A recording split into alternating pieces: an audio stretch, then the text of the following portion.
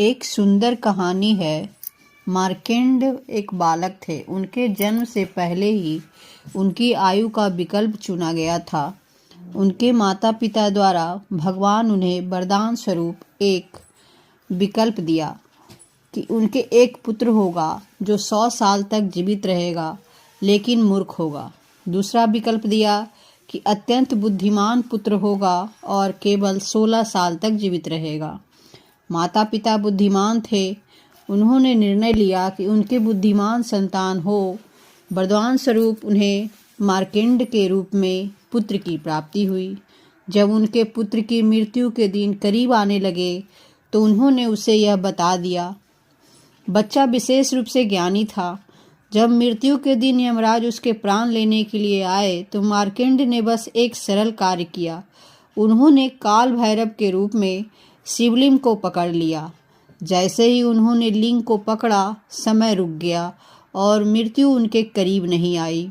फिर उनके अंदर का वह आयाम खुल गया जहां अब उनके लिए समय उपलब्ध नहीं था। कहते हैं कि वह 1 साल के लड़के के रूप में जीवित रहे, क्योंकि वे काल भैरव के संपर्क में आए तो उन्होंने काल को बांध दिया और समय को वहीं रोक दिया। काल का अर्थ है समय। काल का अर्थ शून्यता भी है। काल का अर्थ चक्र भी है। काल का अर्थ अन्य स्तरों पर चक्रों से परे भी है। इनमें काल भैरव महाकाल को सूक्ष्मदर्शी तरीके से समझ सकते हैं। ये सभी अनुभव के विभिन्न आयामों में से एक हैं। अभी समय का हमारा अनुभव प्रकृति के चक्रों के कारण है। जो कुछ भी चक्रों में है हम माप सकते हैं।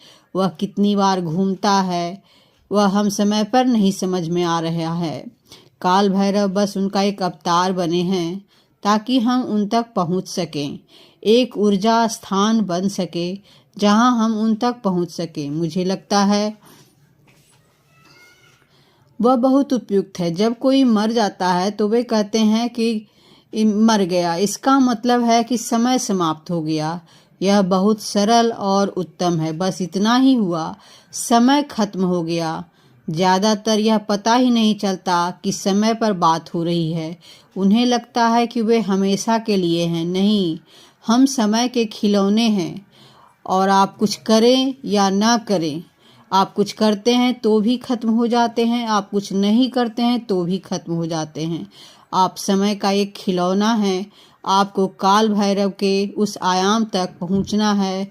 जब आप समय के स्वामी बन सकेंगे तो आप